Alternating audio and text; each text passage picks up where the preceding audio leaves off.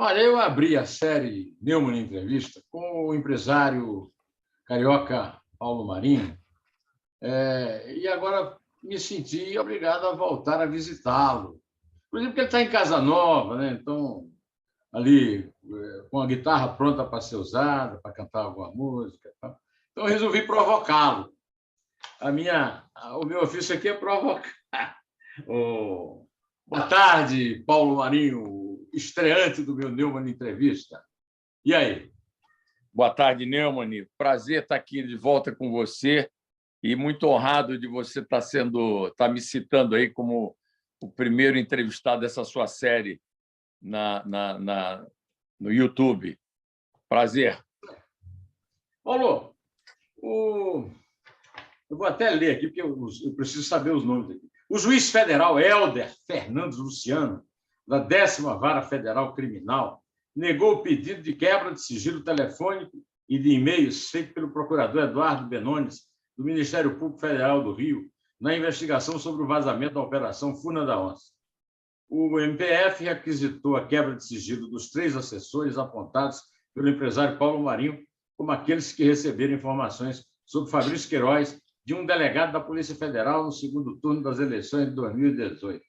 O juiz gosta de ver o Ministério Público trabalhar, o juiz é a favor da promotoria se esforçar, o juiz quis ter o caso mais difícil para se consagrar. Que diabo de decisão foi essa, Paulo?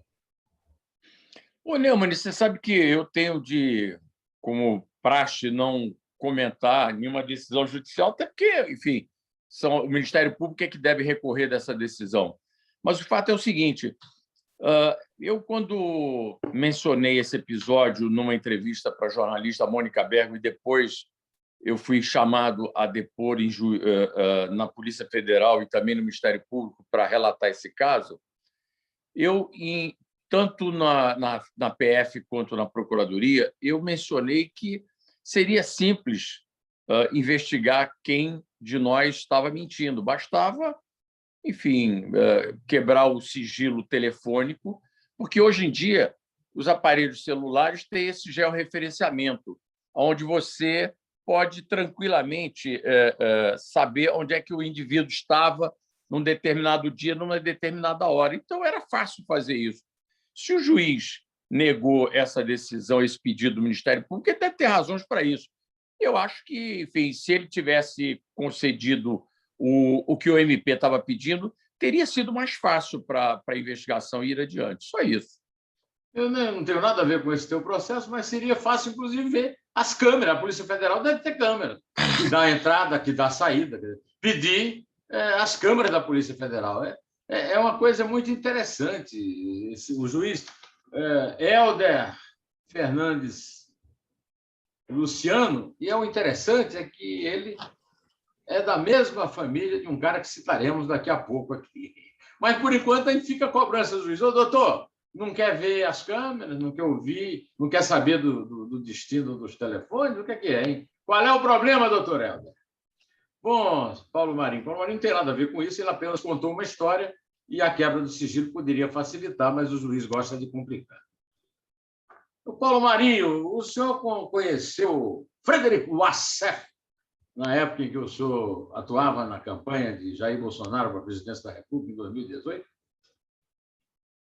Eu já conhecia o advogado Wassef e tive com ele 2 vezes durante a campanha. E as 2 vezes foram momentos em que ele foi visitar o presidente Bolsonaro na minha residência para levar 2 empresários de São Paulo que ele estava acompanhando para ter um encontro com o presidente da República naquela ocasião, quando ele ainda era candidato. Eu me recordo que, na ocasião, ele estava lá acompanhando um empresário, José Fromovitch, da Avianca, e um outro empresário chamado Nigri, de uma empresa de engenharia. E foram as 2 únicas vezes que eu tive com o Frederico Wassef, e foram encontros casuais, rápidos, e, enfim, eu não tive nenhum contato com ele nessa ocasião. Quer dizer que isso aí não é propriamente um trabalho de advogado. Quer dizer, Na verdade, ele seria, então, uma espécie de operador. Porque o advogado vai levar empresário para conversar. Advogado, coisa de causa jurídica, não é isso? Ou eu estou enganado? Mas como o presidente estava em campanha, e esses empresários, eu acho que eram apoiadores da candidatura do presidente Bolsonaro, e acho que estiveram lá na ocasião da campanha para prestar esse apoio e pelas mãos do advogado Wassef. Enfim, eu não entro aí no juízo de valor de. Enfim, acho que naquela ocasião eles eram apoiadores, e acho que foi por esse motivo que o advogado o acompanhou até lá. O súbito reaparecimento do Frederico Wassef, no caso, depois de ter sido flagrado emprestando, digamos assim, um escritório falso de advocacia na cidade de Atibaia, na Grande São Paulo. Inclusive, perto ali Não frequentou o sítio do Lula, não, né? Não. Você nunca frequentou o sítio do Lula em Atibaia? Não. Então, pertinho do sítio do Lula em Atibaia, ele guardou o Queiroz lá, escondeu o Queiroz no falso escritório, e isso levou o ex-faz-tudo à prisão, na companhia da mulher, Márcia Aguiar. E terminou sendo afastado do caso publicamente, mas depois ele reapareceu.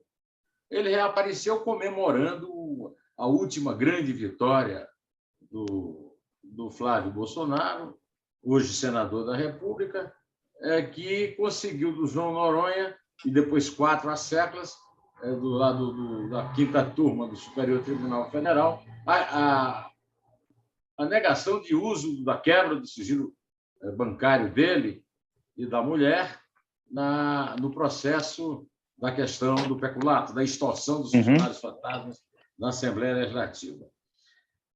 Eu, que não tenho nada com isso, não conheço a SEF, não conheço o Flávio Bolsonaro, conheci o Jair Bolsonaro rapidamente, não tenho nada com isso, mas eu quero saber o seguinte: como é que é essa volta?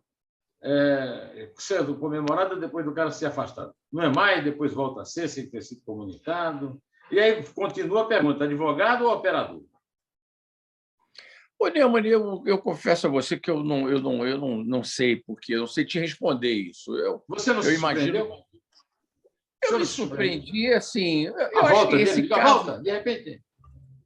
esse caso aí, poucas coisas me surpreenderam, entendeu? Porque eu imaginava que o presidente Bolsonaro ia usar todo o seu prestígio político para proteger o filho, como tem feito invariavelmente com toda a família o tempo todo, né? Isso é um estilo do presidente de, enfim, cuidar e proteger para que os filhos não sejam alcançados, né? Enfim, eu acho que não, sinceramente, não me surpreendeu, não. Eu acho que ele estava ali no papel de advogado e foi retirado do caso em um determinado momento, e depois eu acho que ele foi lá para comemorar uma vitória da qual ele participou lá no início, né? Enfim, mas eu acho que isso tudo era previsível, na minha opinião, no meu sentimento, entendeu? Eu nunca imaginei que esse caso fosse ir adiante e ter consequências. Digamos que seja um ioiô. Lembra do ioiô, não? Vai, sobe, vai e volta. Né? É advogado, não é mais. Olha, eu não sei se o senhor acompanha. Eu acompanho, eu sou obrigado por questão de ofício, né? Mas a imprensa dava como certa a indicação de Marcelo Rocha Monteiro como sendo candidato da família Bolsonaro ao comando do Ministério Público do Rio de Janeiro, do Estado do Rio. E ele ficou em 4º lugar. Então, não houve. A Constituição obriga o governador do Rio de Janeiro, especificamente, a nomear alguém da lista tríplice, e ele ficou em 4º lugar. Né? No meu tempo, eu aprendi na escola que tríplice é 3. Né? De qualquer maneira, o Cláudio Castro, governador provisório do Rio, nomeou Luciano Matos, que acabou extinguindo o grupo do Ministério Público. Eu confesso, Paulo Marinho, que eu não tenho uma grande admiração pelo Ministério Público do Rio de Janeiro. Não tem feito trabalho para me chamar a atenção, mas talvez o senhor concorde comigo, O trabalho em relação à questão do peculato do Flávio Bolsonaro foi um belo trabalho. Reuniram muitas provas, contratos telefônicos, fotografia nas agências bancárias, retirada de dinheiro, folha de pessoal de entrada e saída da Alerj, e sim, um belo trabalho que praticamente incrimina, né, o Flávio Bolsonaro. No entanto, ele extinguiu o GAECO. Né? Quer dizer que o bolsonarista da lista realmente era o primeiro, ou o bolsonarista, no caso, é o governador? Quer que o senhor acha que, afinal, o MP, o Ministério Público do Rio de Janeiro, foi, digamos, aparelhado pelo clã presidencial? Eu não acredito, não. Eu acho que o Ministério Público é uma instituição grande que tem várias correntes, como toda grande instituição, né? Enfim, toda organização tem lá suas correntes. Não acredito que tenha sido aparelhado, não. Mas acho que tem gente que pensa diferente, que acha que o senador não tinha culpa nessa questão, mas eu entendo que as investigações, até onde elas avançaram, realmente elas trouxeram provas concretas em relação aos ilícitos que o senador é acusado. Mas, de qualquer maneira, eu respondendo assim objetivamente, eu não acredito que tenha sido aparelhado, não. O senhor acompanha, evidentemente, essa investigação com muita atenção, uma vez que o senhor, de certa forma, fez parte dela, dando informações muito preciosas, agora mais recentes. Né? Então, o senhor, pelo que o senhor conhece dela, o senhor acha que já há elementos suficientes para que essa denúncia seja apreciada pelo juiz, mesmo com a proibição da quebra do sigilo pela quinta turma do Superior Tribunal de Justiça? Quer dizer, a negação da quebra do sigilo pelo juiz Flávio Itabaiana altera, a seu ver, alguma possibilidade de conclusão a respeito da denúncia do Ministério Público do Rio contra Flávio Bolsonaro? Neumann, eu vou corrigir, enfim, a sua fala inicial para lhe dizer o seguinte: eu não acompanho esse processo, sinceramente. Eu dei aquela entrevista, depois fiz aqueles depoimentos ali, e desde então eu me afastei completamente desse assunto. Aliás, não, é um assunto que eu não tenho, assim, pessoalmente, nenhum interesse em acompanhar. Mas, pelo que eu conheço do noticiário de jornal, eu acho que já existiam elementos suficientes para o indiciamento do senador e para abrir o processo, para o juiz aceitar a denúncia. E, a partir do momento que ele aceitasse a denúncia, o senador se tornaria réu. Ali existem elementos suficientes para, enfim, abrir o processo, né? Pelo que eu acompanhei nos jornais. Acho que foi um trabalho muito detalhado do Ministério Público, desse grupo que investigou o caso. Então, sinceramente, acho que a anulação enfim, as outras decisões que vieram depois, em instâncias superiores, de fato, botam esse processo na estaca zero novamente, sem dúvida nenhuma. Mas, então, se o senhor não estava interessado no processo, por que o senhor deu aquela informação da visita de um federal? Não, então, eu não no dei... caso, quer dizer, na realidade, deixa eu citar aqui a colega que fez a entrevista com o senhor, Mônica Bergamo, da Folha de São Paulo. Isso. Não, Mani, deixa eu te falar, eu não dei eu não fiz uma denúncia, eu dei uma entrevista para uma jornalista. Na entrevista, falando dos problemas do Rio de Janeiro, de uma pré-candidatura que eu tinha colocado dentro do PSB para a Prefeitura do Rio de Janeiro, dentro daquele contexto, ela me perguntou a respeito desse tema, que era um tema que já tinha sido tratado na imprensa sem detalhes. Havia uma suspeita de que aquilo ali poderia ter acontecido. E como eu presenciei tudo aquilo que eu narrei na entrevista, eu resolvi dar os detalhes naquela entrevista. A partir daí, obviamente, que eu fui chamado pelas autoridades policiais para prestar depoimento, aí sim, oficialmente, em função da entrevista que eu dei. Agora, eu não tenho nenhum interesse nesse assunto pessoal, quer dizer, senador vai ser destituído do cargo, se vai ser cassado, se ele vai ser beneficiado, se ele vai continuar no mandato dele, se o presidente Bolsonaro vai continuar protegendo os filhos dele. Isso é problema da família Bolsonaro, não tem nada a ver com isso. Eu aqui, como observador da cena política, obviamente que eu imaginava que esse assunto pudesse ter consequência, mas também esperava que o presidente, com todo o poder que detém, fosse proteger seus filhos. Aliás, ele disse isso várias vezes. Aos meus filhos eu dou filé mignon e tal, tá lembrado daquelas histórias e tal? Isso. Enfim, na reunião de 22 de abril, ele disse claramente: estão perseguindo meus filhos. Não, mas o senhor não me satisfez, porque o senhor é suplente do senador Flávio. Ou seja, o destino do senador Flávio está na sua biografia. Se o senador Flávio for cassado, o senhor ocupa o lugar dele. É verdade, é verdade. Mas, enfim, mas isso é uma consequência pelo fato de eu ser o suplente dele no Senado Federal. Mas, enfim, eu estou aqui... Não, porque o senhor prometeu que, se ele renunciar, o senhor também renuncia. Agora, se ele não renunciar, o senhor está aí... Agora, eu disse isso lá naquela ocasião. Essa minha declaração, ela não vale para hoje, não. Eu disse lá naquela ocasião o seguinte: senador, se o senhor resolver renunciar hoje em função dessas acusações que estão sendo levantadas contra o senhor, eu também acompanho nesse ato de renúncia. Não tem problema nenhum, faço isso com o maior prazer, até para mostrar para ele que não tinha por trás daquela entrevista que eu dei, nem do cenário que eu, enfim, descrevi, nenhum interesse meu para prejudicá-lo. Agora, obviamente que na condição de suplente dele, se amanhã ele ficar impedido de continuar no mandato, é óbvio que eu vou assumir. Ótimo. Então, o que é que o senhor... Como é que o senhor acompanhou aí a ação da procuradora Lindora Araújo, que levou cujo processo no Ministério Público Federal levou o governador Wilson Witzel a ser afastado e assumiu o seu lugar o governador Cláudio Castro. O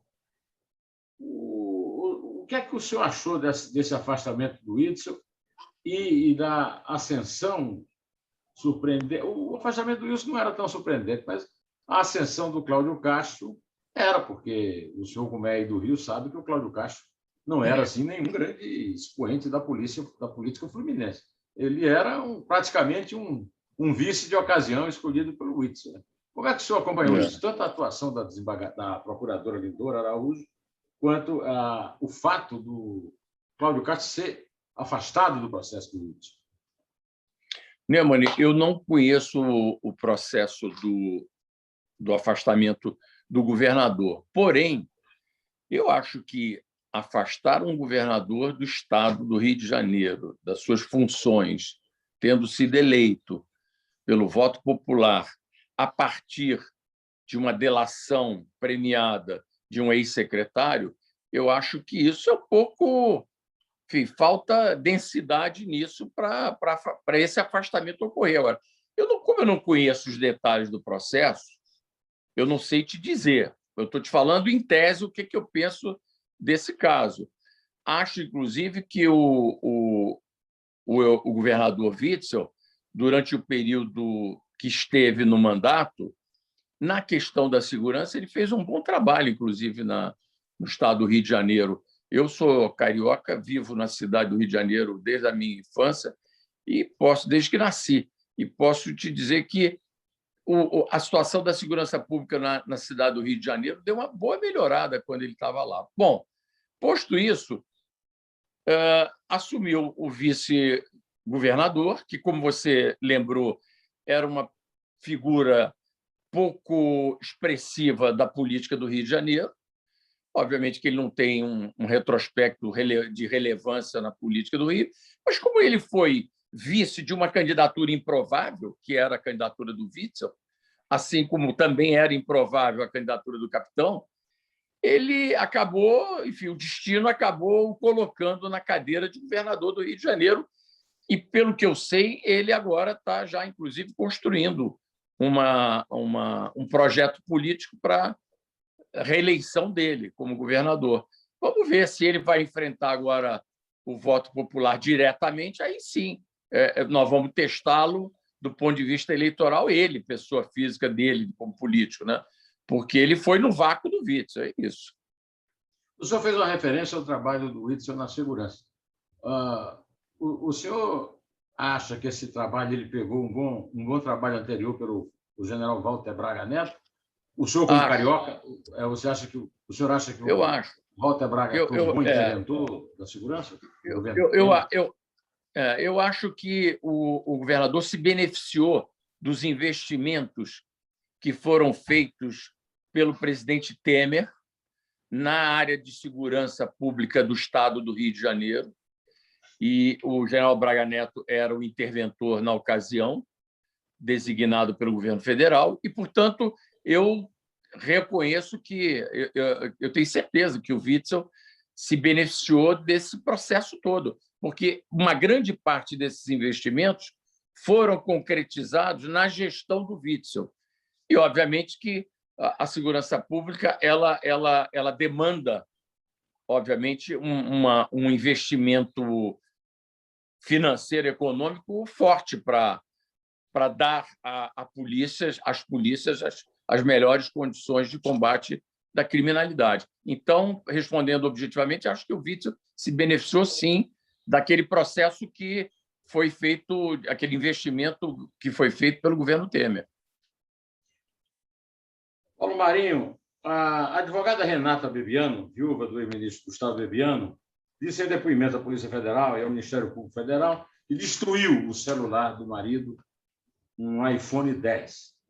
Renata foi ouvida no inquérito que apura o disparo de mensagens em massa pelo WhatsApp na campanha Jair Bolsonaro em 2018. Bebiano se matou por desgosto? O senhor tem alguma ideia dos motivos da viúva de ter eliminado o celular? O senhor tem alguma expectativa em relação à revelação do conteúdo desse celular? Eu, enfim, respeito... O senhor tem uma ligação muito íntima com o Gustavo Bebiano. Muito íntima. Foi o Gustavo que colocou o senhor na campanha. Exato, foi ele que me convidou para participar daquele projeto da campanha, e ele estava ali porque ele, de fato, acreditava que o projeto político do capitão Bolsonaro fosse um projeto bom para o Brasil.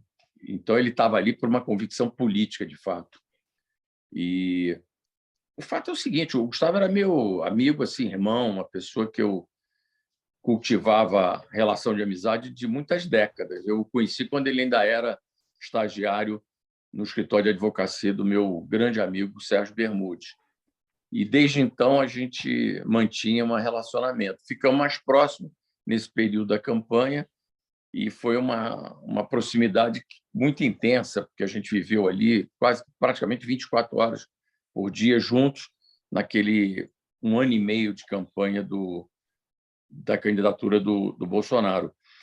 E ele era uma pessoa que estava ali movido por essa convicção política, como eu te falei. Ele não tinha nenhuma ambição de cargo, de posição política. Ele era um sujeito completamente... ele não era um sujeito ambicioso do ponto de vista pessoal, não estava ali para aparecer, absolutamente, ele estava ali para ajudar. E, obviamente, a maneira como ele foi tratado no momento da demissão, que foi uma maneira covarde e cruel por parte do presidente Bolsonaro, obviamente que isso deve ter deixado nele marcas profundas. E você sabe que os cardiologistas dizem que o que mata os homens é a tristeza, é a melancolia, muito mais do que trabalho, do que qualquer outra coisa. E ele estava exatamente nesse momento ali de depressão, de decepção, e acho que esse motivo foi, de fato, o motivo que o levou à morte. Com relação ao aparelho celular dele, eu me recordo que ele já tinha me dito que, num momento de desgosto dele, ele tinha se livrado daquele aparelho que continha todo o período da campanha, de mensagens trocadas pelo WhatsApp entre ele e o presidente Bolsonaro, mas ele nunca me revelou que ali existisse nada que pudesse comprometer o presidente, não. Mas, obviamente, isso aí hoje é passado e não. A viúva A Renata, que é uma pessoa que eu quero um bem imenso, uma mulher que eu aprendi a gostar muito, a dedicar uma amizade que eu faço questão de cultivar até hoje, ela sofreu uma barbaridade. Você não tem ideia do que representou a morte do Gustavo Bebiano para essa mulher.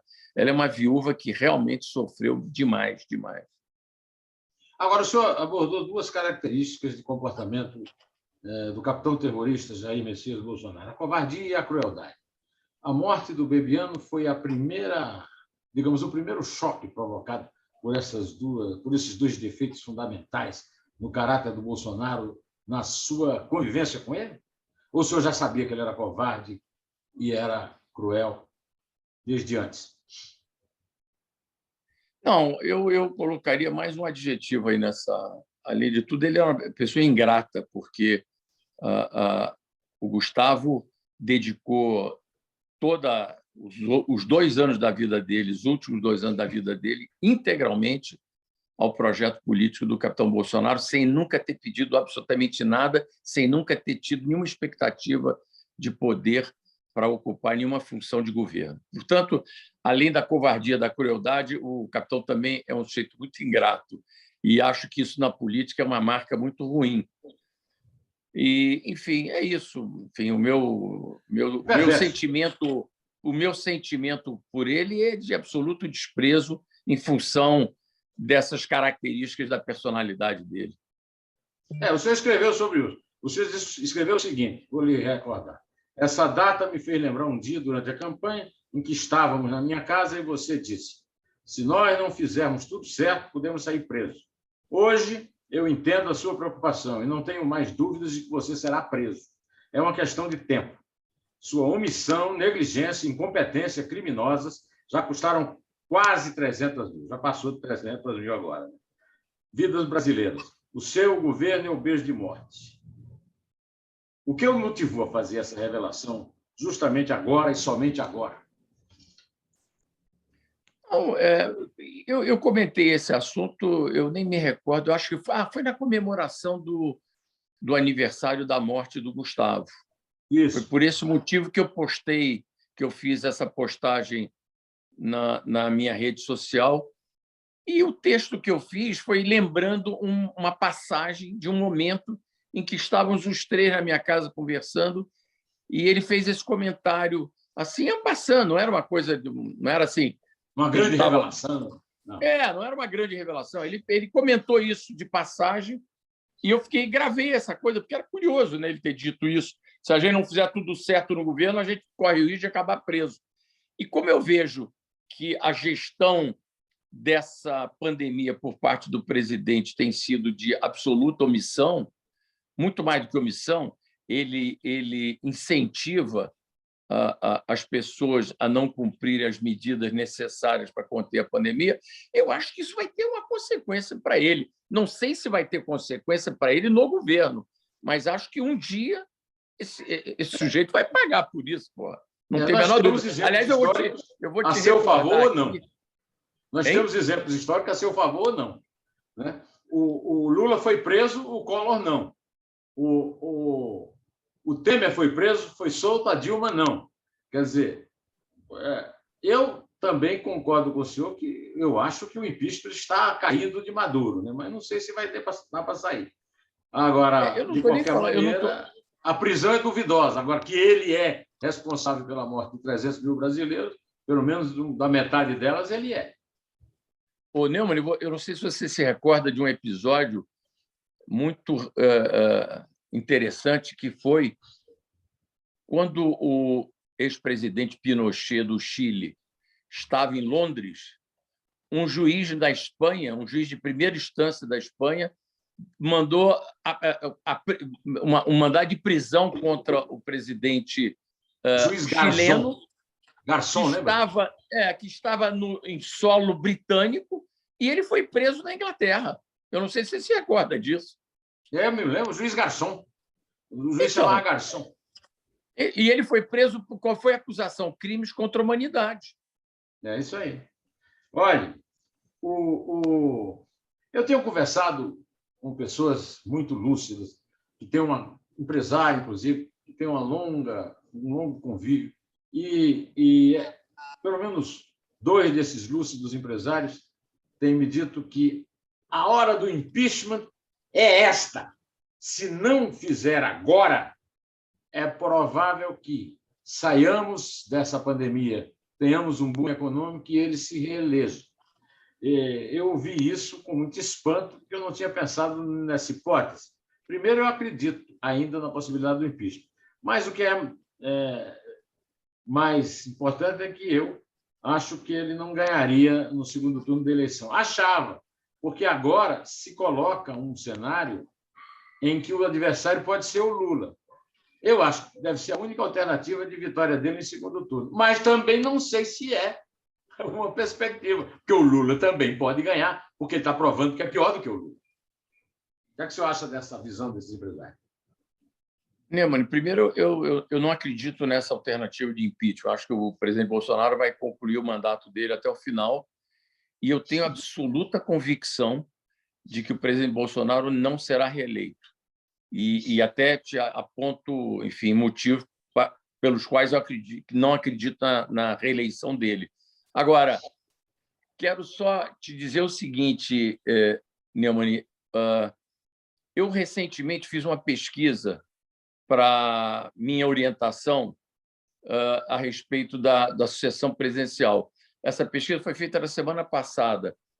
E, no cenário do segundo turno, o capitão Bolsonaro perde para todos os candidatos que estavam disputando com ele, exceto o governador João Dória, que ele empata no segundo turno. Para todos os outros, ele perde. Ele perde para o Lula, ele perdia para o Luciano Huck, perdia para o Moro, perdia para o Moro. Então, Mandetta perdia para o Mandetta. Então, ele só empatava com o João Dória no segundo turno. Mas não é que ele perdia, ele ganhava, não, ele empatava.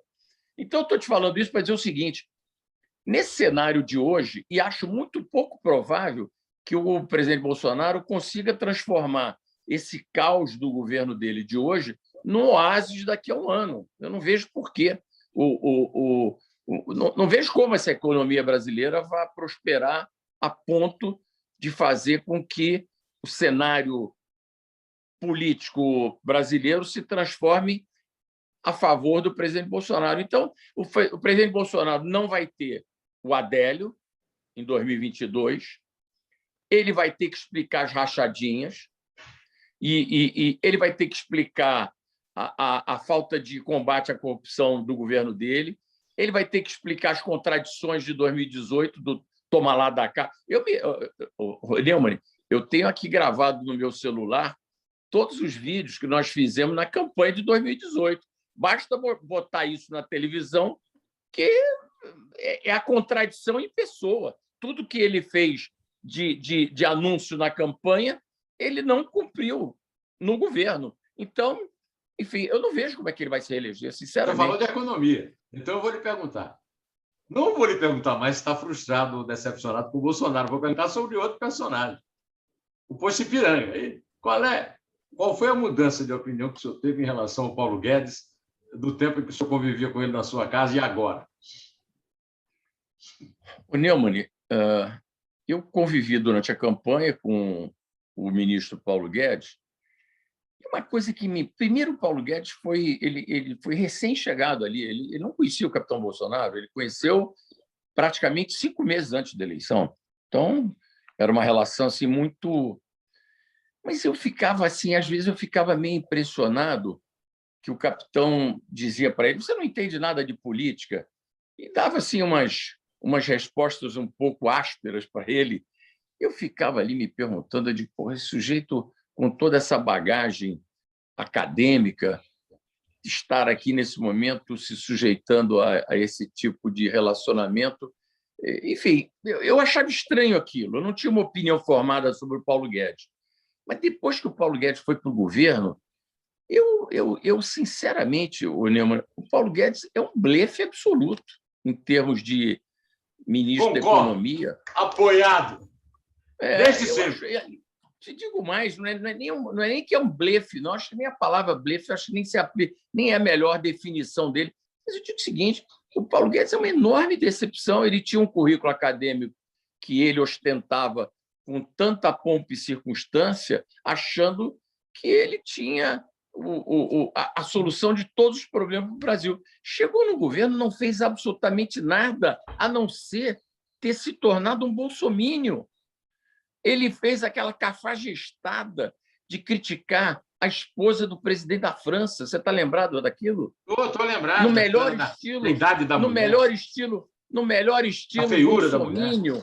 É uma cafajestada horrorosa. Em vez dele ficar na dele, cuidar dos assuntos econômicos, ele passou a ser um militante do bolsonarismo radical mais sem sentido do mundo. Então é o seguinte: a equipe que ele formou já não está mais lá, ninguém acredita nele. Se você for na Faria Lima, passear pela Faria Lima, não tem um empresário sério que acredite ainda na capacidade do Paulo Guedes de governar a economia do Brasil. Então, para mim, eu já falei o que tinha que falar. Agora temos aqui o nosso governador, João Dória. O senhor falou nele, eu não quero perder a oportunidade.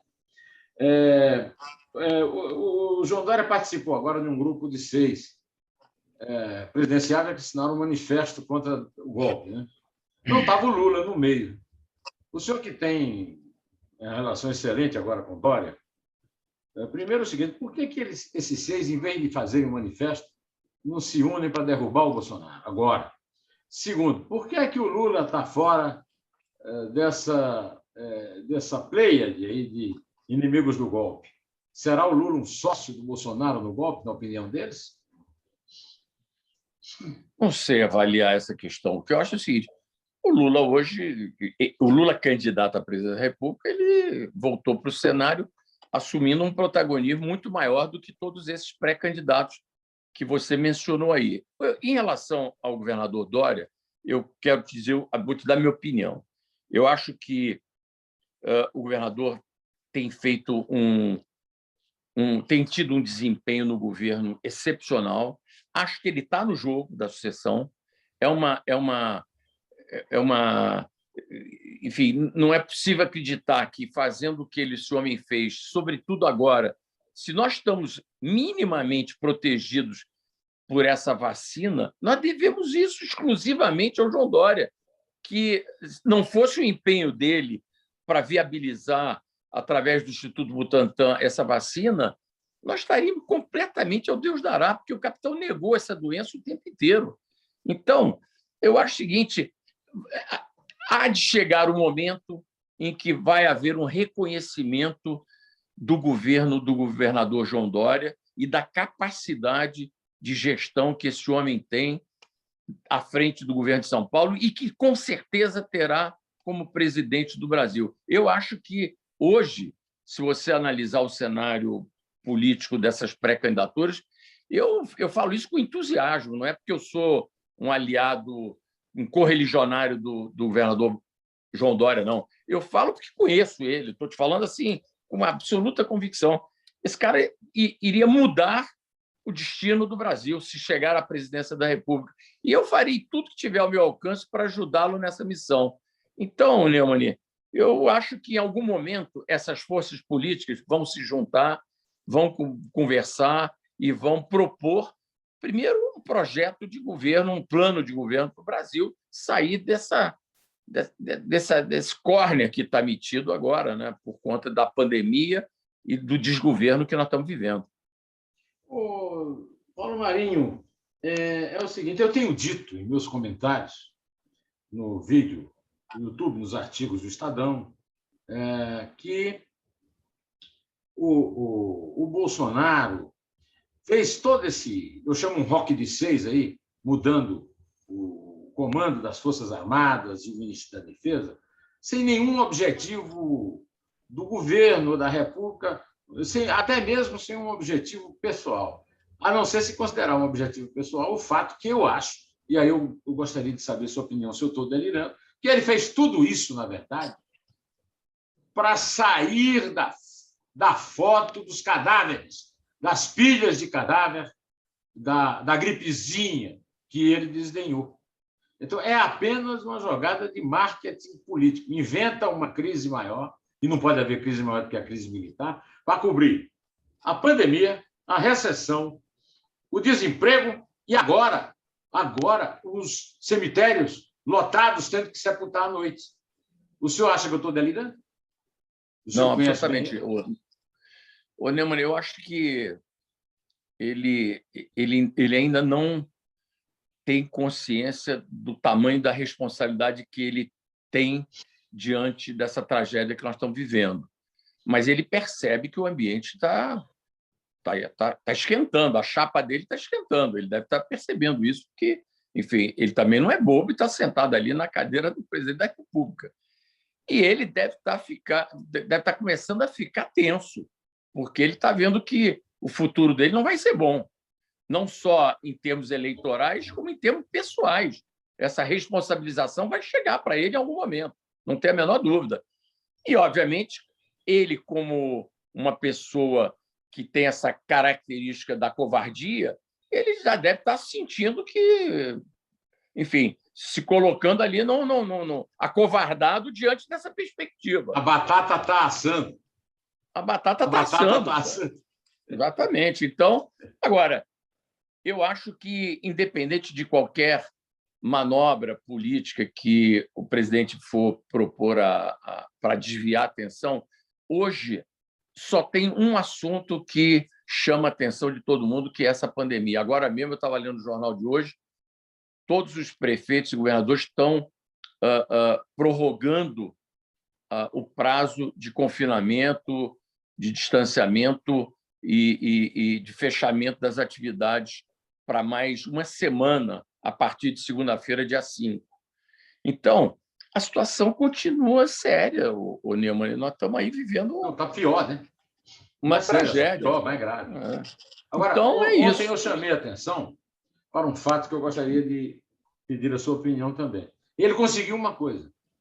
Ele produziu a prova mais importante a favor do processo que ainda está aberto no Supremo, do Moro, das denúncias que o Moro fez na saída do Ministério da Justiça, ao nomear Anderson Torres, delegado da Polícia Federal, da Intimidade da Família, ministro da Justiça e da Segurança Pública, chefe da Polícia Federal. Quer dizer, o Moro não alcançou. Ele não apenas está intervindo politicamente na Polícia Federal, como o Moro denunciou, mas no Ministério da Justiça.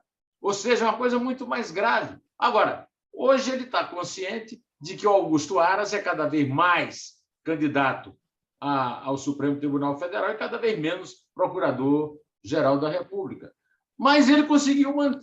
Eu não me lembro de ter visto ninguém falando nisso. Ele conseguiu intervir no Ministério da Justiça, colocando um delegadinho da Polícia Federal, amiguinho do filhinho dele.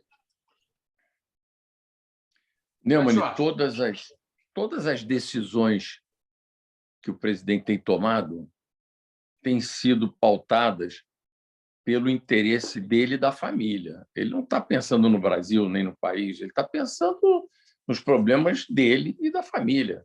É isso que a gente tem assistido. Então, comentar essas nomeações nem precisa, basta ver o retrospecto, entendeu? Ele quer a turma dele. Ele não quer que o país seja governado por pessoas que tenham, de fato, capacidade de gestão ou que tenham, enfim, nomes relevantes na história política do país. Ele quer a turma dele. Ele quer, enfim, gente que ele possa mandar e desmandar. Eu acho que é por aí. Ele escolheu esse caminho, desde o início, aliás. Paulo Marinho, eu lhe disse, antes da gente começar a gravar, que você tinha liberdade para responder o que quisesse, porque eu não vou editar a entrevista. Então, você pode até se recusar a responder uma pergunta que eu vou lhe fazer, que eu sei que é um pouco dura, né? É o seguinte, recentemente houve na Bahia, na praia, um caso muito sério. O PM baiano, Wesley Góes, foi morto por seus colegas porque teve um surto de loucura, atirou para cima e depois atirou em direção a eles. Imediatamente, Bia Kicis, toda a canalha bolsonarista caiu nas redes sociais, dizendo que ele era um mártir da liberdade, que ele queria libertar as pessoas que estavam na praia e ficarem na praia. Antes disso, muito antes disso ter acontecido, houve o caso da morte do menino Henri Borel, em condições muito suspeitas, do namorado da mãe com quem o menino vivia, Monique, o namorado do doutor Jairinho, filho do coronel Jairo, coronel PM, comprometido na Operação Funda da Onça, que é exatamente aquela que o senhor abordou na sua entrevista à Mônica Berger. São evidentes, óbvias, as ligações. O Lauro Jardim, por exemplo, publicou no Globo que o doutor Jairinho participou de uma sessão de tortura contra uma equipe do jornal O Dia, e essa sessão de tortura, até hoje, não foi esclarecida numa milícia pela qual era processado o pai dele, o coronel Jairo. Além disso, todas as circunstâncias da morte do menino são bastante... E elas vêm todas num clima muito grande de ódio. Nós esquecemos dessa palavra. Ódio é o gabinete do ódio, é o Carlos Bolsonaro, ou seja, ódio. Um ódio bolsonarista que o fez, por exemplo, apoiar o motim dos policiais militares do Ceará. E eu quero lhe dizer que eu, pessoalmente, adverti João Dória, governador de São Paulo, de que ele não tinha controle sobre a polícia militar dele, porque o Bolsonaro controla, ou pelo menos controlava, participando de academias, formaturas de academias de PM, e que o golpe do Bolsonaro, eu fiz até aqui um vídeo que fez muito sucesso. Bolsonaro quer dar o golpe com as polícias militares. E as milícias populares, de que ele fala, naquela reunião que, graças ao Celso de Mello, nós assistimos, são PMs. O senhor acha que eu sou muito louco? Ou eu estou apenas levantando assim a cortina? Neumann, eu vou te responder citando o meu saudoso amigo Gustavo Bebiano. Uma ocasião, ele já fora do governo, numa dessas primeiras manifestações que o presidente teve de, enfim, incentivar esses grupos mais radicais de apoio a ele, o Gustavo me disse uma frase que ficou guardada na minha memória, que foi o seguinte: ele disse, o capitão vai virar a mesa quando ele perceber que ele não tem mais apoio eleitoral para garantir a reeleição dele, ele vai virar a mesa. Então, e o Gustavo conhecia muito melhor o capitão Bolsonaro do que eu, que tive pouca convivência com ele, mas o Gustavo não. O Gustavo era um cara que desfrutou de uma intimidade absoluta, então conhecia a cabeça do homem bem. Ele fez esse comentário e eu acredito que esse comentário possa ser verdadeiro. Eu só não acho que o Brasil seja do tamanho que o Bolsonaro imagina. Eu acho que o país é maior do que essa minoria de radicais que o apoiam. Então, acho que ele pode, eventualmente, até tentar fazer um movimento de ruptura, mas que, na minha opinião, não vai ter consequências maiores. Agora, isso gera um desgaste para a imagem do país, de qualquer maneira, isso gera um estresse na população, enfim, pode ter até consequências trágicas, enfim, localizadas, sem dúvida nenhuma. Amanhã, se o sujeito... Outro dia mesmo, no dia do aniversário dele, na porta da casa dele, tinha lá um grupo de paramilitar com um vocabulário de milícia, dizendo: oh, estamos com você, capitão, aquela coisa, né? Mas, enfim, eu acho que só o futuro é que vai poder nos revelar, de fato, o tamanho da loucura do capitão Bolsonaro. E o tamanho do povo, que ele chama de povo. Porque eu estou surpreendido com o número de pessoas que ainda aderem a ele. Ou são estúpidas como ele, ou são pessoas oportunistas. Estou muito impressionado. Viu? Segundo o que eu vi agora, ainda hoje, lendo o noticiário, se eu não me engano, 26% seguem-no cegamente. E não era o que eu esperava ver com os nostálgicos da ditadura. Mas eu queria lhe fazer ainda uma pergunta de caráter pessoal, embora tenha cunho político. Foi uma coincidência o fato do João Dória ter mudado para o Palácio, ameaçado por bolsonaristas, e o senhor ter saído daquela casa, ou foi que aquela casa tinha lembranças e o senhor não gostaria de continuar convivendo com elas? Mudou de residência? Não, não foi não, não foi não, Neumann. Foi o seguinte, eu tenho 4 filhos e 3 dos meus 4 filhos estão vivendo em São Paulo agora, por força das suas atividades profissionais.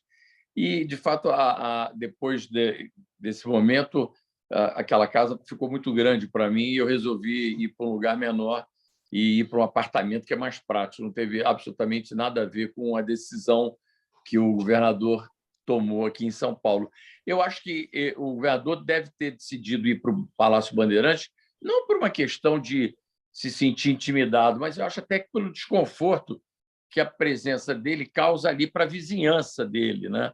Que agora tem tido algumas manifestações na porta da casa dele, e obviamente que isso, enfim, incomoda a vizinhança. Acho que ele tomou a decisão certa de ter ido viver no palácio, porque isso dá a ele uma condição nesse aspecto de segurança mais tranquilo e não gera tanto desconforto e tanto incômodo para os vizinhos dele ali. Eu acho que foi por isso. Só para terminar agora, ontem eu conversei com um queridíssimo amigo meu, que é um grande empresário, e conheço praticamente desde a adolescência, e ele me disse que é muito amigo de uma pessoa que é uma pessoa muito rica daqui de São Paulo, e ele convive, e é uma pessoa que tem muita,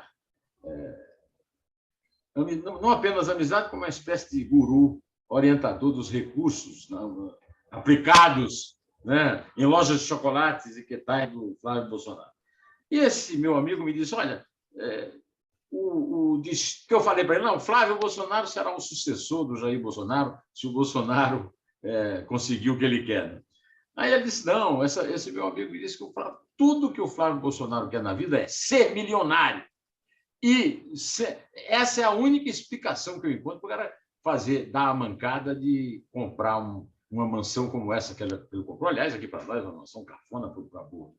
De qualquer maneira, o fato é que o William Vac escreveu um artigo ontem no Estadão dizendo que muitos militares chamam o Bolsonaro de ladrãozinho. E tem um enorme desprezo pela família, porque ninguém ninguém impediu a compra dessa mansão, que eu acho que é uma coisa lícita, mas é um desastre do ponto de vista da imagem. O senhor teria algum comentário para fazer ou prefere nem falar sobre isso?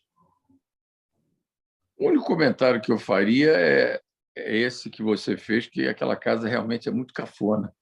Enfim, e acho que foi, de novo, a família está completamente desconectada da realidade. O jeito, enfim, fazer um movimento desse nesse momento aqui, né, realmente mostra uma desconexão total entre a realidade e a cabeça da família. Então, acho que não me espantou, não. Acho que isso aí é como eles fazem normalmente. Bom, é isso, Neumann. Eu já lhe tomei muito tempo, cansei-o, pelo visto. Você está em São Paulo, nesse momento? Não, eu estou no Rio de Janeiro. Está no Rio. E o seu projeto político continua sendo o Rio de Janeiro, uma prefeitura? Não, o meu projeto político é ajudar o governador João Dória nesse projeto de 2022, se ele realmente for adiante nessa empreitada. Como eu tenho certeza de que ele vai buscar essa alternativa, ele vai ser candidato, o que a gente precisa fazer agora é trabalhar internamente no PSDB para que haja consenso em torno da candidatura do governador João Dória, que eu acho que será, sem dúvida nenhuma, o caminho do centro e que está no jogo. Vamos ver, enfim, o que 2022 nos reserva. O maior empecilho é Eduardo Leite ou é Aécio Neves? Não, eu acho que o governador Dória tem a maturidade política para conversar com todas essas correntes do PSDB e viabilizar a candidatura dele. Acho que tanto o deputado Aécio quanto o governador Leite, no momento certo, farão as conversas para que haja consenso nessa candidatura do governador de São Paulo. Muito obrigado, Paulo Marinho. Neumann, é um prazer falar com você. Muito obrigado pelo carinho de sempre e estamos aí torcendo pelo teu sucesso, tá bom? Muito obrigado, Paulo Marinho. Você me deu uma bela entrevista e eu que agradeço por ela. Aliás, duas. Essa já é a segunda. Isso. E lembranças aí para o seu Pimpolho, que hoje não deu uma palavrinha. Ele saiu para passear. Dormindo. Ele está aprendendo a bater falta lá na Praça Buenos Aires. Ele está aprendendo a bater falta, porque o xará dele, ele já me disse, naquela língua dele, que o xará dele, o Arthur Antunes Coimbra, o Zico, não sabia bater falta, que ele bate muito melhor. Até mais, Paulo. Valeu. Obrigado, abraço. Obrigado.